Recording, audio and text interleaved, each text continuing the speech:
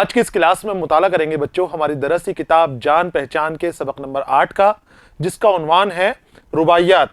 इस सबक में बच्चों रुबाइयात दे रखी हैं और 2 रुबाइयाँ इस सबक के अंदर शामिल हैं जिन्हें मीर अनीस ने लिखा है। उर्दू अदब में मरसिया निगारी के लिए मशहूर हैं। मरसिया गो शायर आप कहलाते हैं। रुबाइयाँ भी आपने लिखी हैं और बहुत खूबसूरत रुबाइयाँ आपकी मानी जाती हैं। हमारी निसाब में 2 रुबाइयाँ आपकी दी गई हैं जिनका हमने मुताला किया है। सबक का मैंने 3 हिस्सों में तकसीम किया था। पहले हिस्से में हमने मीर अनीस के हवाले से बात की, जिंदगानी के हवाले से और तर्ज तहरीर की खुसूसियात मीर अनीस की क्या क्या हैं वो मालूमात हमने हासिल की है। दूसरे हिस्से में हमने मीर अनीस की रुबाइयात का मुताला किया था और तीसरा हिस्सा लेकर मैं आपके सामने हाजिर हूँ। यहाँ हम इन रुबाइयात से मुतालिक दरसी किताब में दिए गए सवालों के जवाबात हासिल करेंगे। तो शुरू करते हैं हम मशकी सवालात। ये तीसरा हिस्सा है इस सबक का।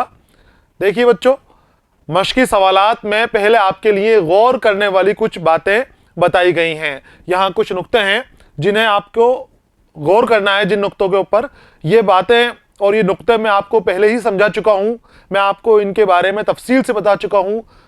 एक बार फिर आए हैं तो आपको ध्यान से देखना है इसको और बड़े गौर से समझना है। अरबी में 4 को अरबा कहते हैं। अरबी जुबान में 4 को अरबा कहते हैं और अरबा से बनी है रुबाई। रुबाई की तारीफ मैंने आपको बताई थी। 4 मिसरों पर मुश्तमिल नज्म को रुबाई कहते हैं। आपको याद रखना है, 4 मिसरों पर मुश्तमिल नज्म को रुबाई कहते हैं। रुबाई के लिए उसकी हैयत मुकर्रर है, उसके औज़ान मुकर्रर हैं। उन्हीं वज़न के ऊपर रुबाई लिखी जाती है। जो हैयत इसकी मुकर्रर कर दी गई है उन्हीं हैयत के ऊपर और उन्हीं औज़ान के ऊपर रुबाई लिखी जाती है। अगर उनसे हटकर लिखेंगे तो उसको रुबाई तस्लीम नहीं किया जाएगा, फिर वो खालिस नज्म हो जाएगी, नज्म ही वो कहलाएगी। तो अरबी में 4 को अरबा कहते हैं। रुबाई में 4 मिसरे होते हैं, इसलिए इसे रुबाई कहा जाता है। रुबाई के जो नज्म है इसमें 4 मिसरे होते हैं।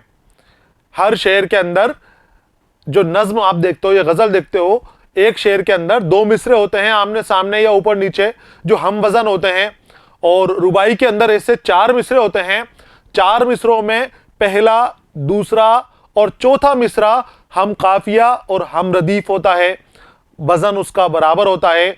और तीसरा मिसरा काफिया और रदीफ से आज़ाद होता है। तो 4 मिसरों के ऊपर वो नज्म लिखी जाती है, उसे रुबाई कहते हैं। रुबाई नाम ही इसलिए पड़ा क्योंकि 4 मिसरों का वहां इस्तेमाल किया जा रहा है। तो पहली आपके लिए जो गौर करने वाली बात दे रखी है ये हमारी मुकम्मल हो गई है। अगला नुक्ते पे आते हैं। रुबाई के पहले 2 मिसरे और आखिरी मिसरे का हम काफिया होना जरूरी है। पहले 2 मिसरे और आखिरी मिसरा हम काफिया होना जरूरी है। हम काफिया भी और रदीफ होती हैं तो हम रदीफ होना उनका जरूरी है। रदीफ को शायरी के लिए जरूरी नहीं करार दिया गया है, बगैर रदीफ के भी शायरी करी जाती है, लिखी जाती है। तो हम काफिया पहला, दूसरा और चौथे मिसरे को होना जरूरी है। रुबाई की एक खास हैयत होती है। हैयत यानी बनावट, शक्ल। उस शक्ल के अंदर ही वो बननी चाहिए और उसके औज़ान भी मुकर्रर हैं। रुबाई के लिए असतज़ा ने 24 औज़ान मुकर्रर कर दिए गए हैं। उन्हीं मुकर्रर करदा औज़ान के ऊपर ही रुबाई लिखी जाती है और हैयत भी जो इसकी मुकर्रर कर दी गई है उसी हैयत के ऊपर रुबाई लिखी जाती है। तो बच्चों, यहाँ पर जो गौर करने वाले नुक्ते दिए गए हैं, इन्हें आपको जो गौर किया है आपने अपने जहन नशीबी कर लेना है, याद करने की और समझने की कोशिश करना है। जो रुबाई की खास बातें हैं, रुबाई की तारीफ अगर आपसे पूछी जाए तो यहाँ आप इन बातों को लिख सकते हैं रुबाई की तारीफ के अंदर। अब आगे आते हैं हम सवालों जवाब की तरफ जो हमारी दरसी किताब से लिए गए हैं। पहला सवाल है, दिल में फरोतनी को जगह कौन देता है? दिल में फरोतनी को जगह कौन देता है? फरोतनी इनकिसारी, आजिजी, नीचे झुक के चलना, सर झुका देना अपना, वो इनकिसारी और आजिजी को जगह कौन देता है? तो मीर अनीस कहते हैं कि रुतबा जिसको खुदा देता है वो दिल में फरोतनी को जा देता है। कौन देता है? आला मुकाम पर बैठा हुआ शख्स जिसे खुदा दुनिया में रुतबा अता करता है, वो अपने बड़ेपन से अपने अंदर फरोतनी को जा देता है, यानी वो झुक जाता है अपने सर को अल्लाह के सामने, बंदों से रहम दिल हो जाता है, इनकिसारी उसमें आ जाती है।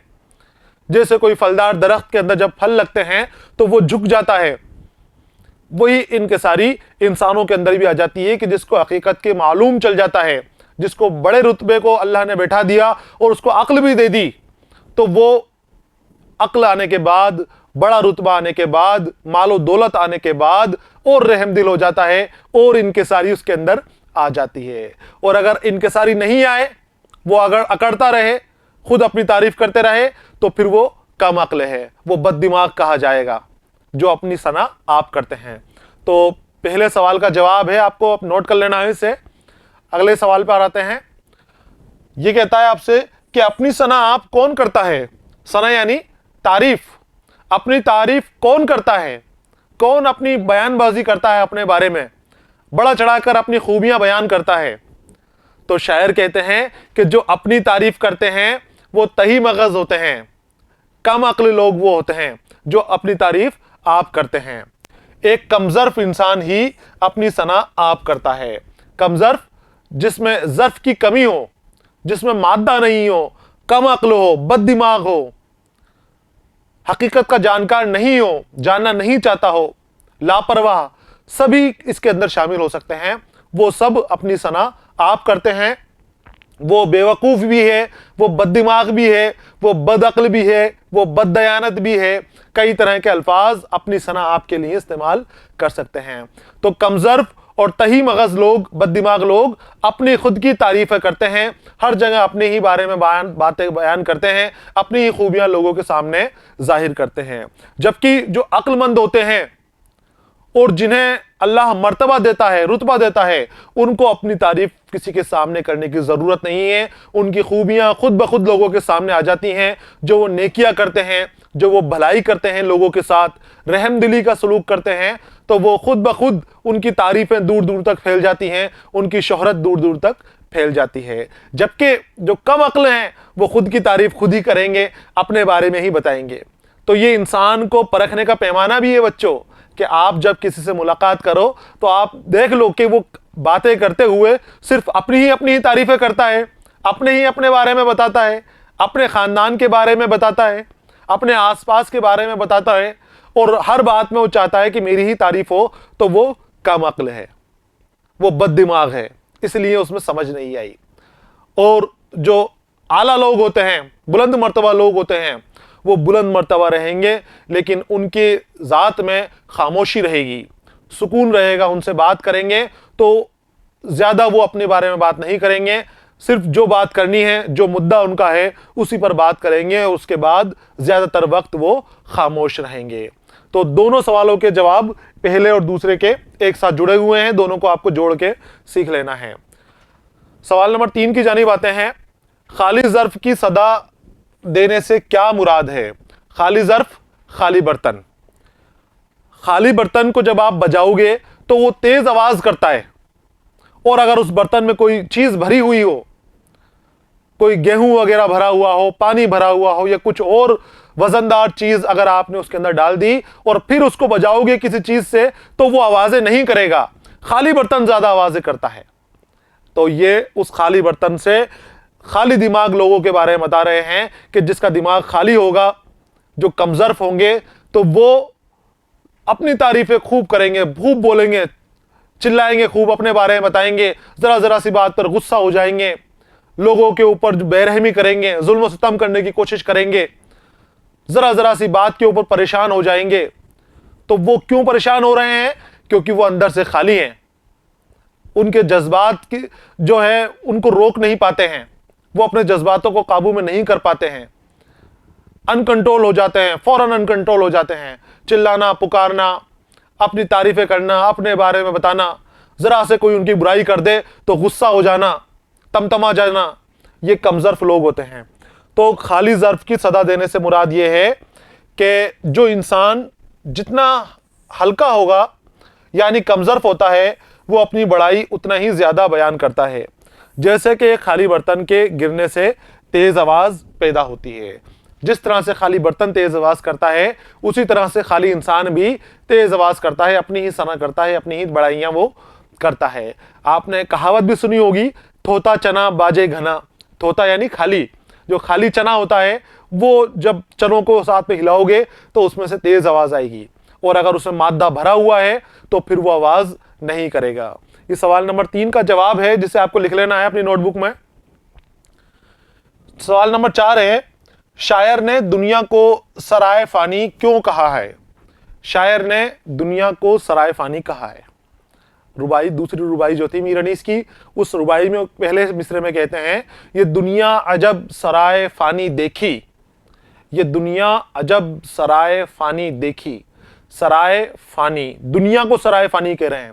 सराय के माने होते हैं बच्चों रहने की जगह, मुसाफिर खाना जहां रुका जाए, और फानी यानी खत्म हो जाने वाला, जो बर्बाद हो जाएगा, फना हो जाएगा। फना से बना है फानी, फना के माने होते हैं खत्म हो जाना। तो ये दुनिया सराय फानी इसलिए कहते हैं कि दुनिया हमेशा के लिए नहीं है, ये दुनिया खत्म हो जाने वाली है। ये दुनिया खत्म हो जाने वाली है, और इस दुनिया की हर शे जो इस दुनिया में मौजूद है वो भी खत्म हो जाने वाली है। कोई भी हमेशा नहीं रहेगा।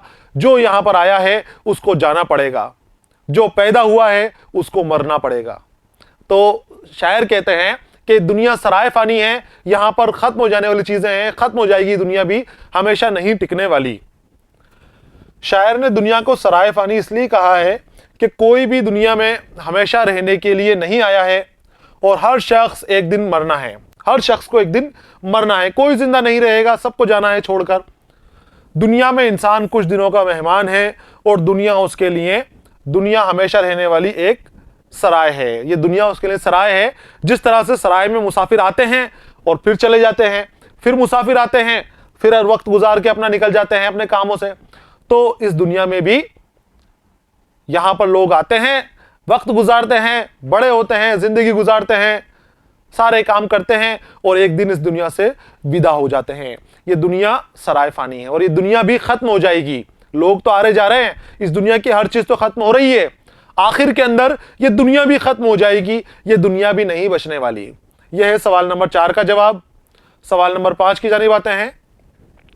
बुढ़ापा और जवानी के लिए शायर ने क्या फर्क बताया है?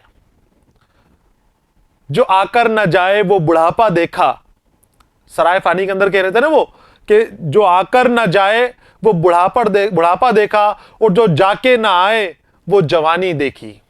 तो ये सवाल कह रहे हैं आपसे कि बुढ़ापा और जवानी के लिए शायर ने क्या फर्क बताया है? तो ये बताया कि बुढ़ापा अगर एक बार आ जाता है तो दोबारा लौटता नहीं है, दोबारा नहीं जाता, और जवानी अगर एक बार चली गई तो दोबारा लौट कर नहीं आती। शायर दुनिया में हर चीज को फानी कह रहे हैं, और हर चीज को आनी जानी कह रहे हैं। यहां पर हर चीज आती है और जाती है, यूं ही वक्त गुजरता रहता है। लेकिन दो चीजें ऐसी नजर आई कि एक तो ऐसी है कि आ जाए तो जाती नहीं है, और दूसरी ऐसी देखी जो चली जाए तो आती नहीं है। बुढ़ापा किसी का आ जाए तो वो दोबारा जवान नहीं हो सकता, दोबारा बच्चा नहीं बन सकता, और अगर किसी की जवानी चली जाए और वक्त गुजर जाए तो वो दोबारा गुजरे हुए वक्त के अंदर नहीं लौट सकता। देखिए इसका जवाब आपको लिखना है। शायर ने बुढ़ापे और जवानी में यह फर्क बताया है कि बुढ़ापा एक बार आ जाए तो फिर वो नहीं जाता, और जवानी एक बार चली जाए तो फिर वो वापस नहीं आती। ये दोनों में फर्क है। बुढ़ापा आ जाए तो नहीं जाता, और जवानी चली जाए तो नहीं आती। बुढ़ापा जाता नहीं है और जवानी आती नहीं है। आपको रुबाई याद कर लेनी है। छोटी छोटी 2 रुबाइयां हैं, बहुत खूबसूरत हैं, उनको याद कर लेंगे तो सारे सवालों के जवाब आप बेफिक्र होकर दे सकते हैं। उन 2 रुबाइयों से सारे सवालों के जवाब आ रहे हैं। ये था सवाल नंबर 5 का जवाब, जो हमने मुकम्मल कर लिया है, और इसी के साथ हमारी दरसी किताब में दिए गए सारे सवालों के जवाब भी मुकम्मल हो गए हैं। यहाँ पर बच्चों सबक का यह हिस्सा पूरा हो गया है। अगले हिस्से के साथ मैं फिर आपके सामने हाजिर रहूंगा। तब तक के लिए इजाजत दीजिए। पढ़ते रहिए, खुश रहिए।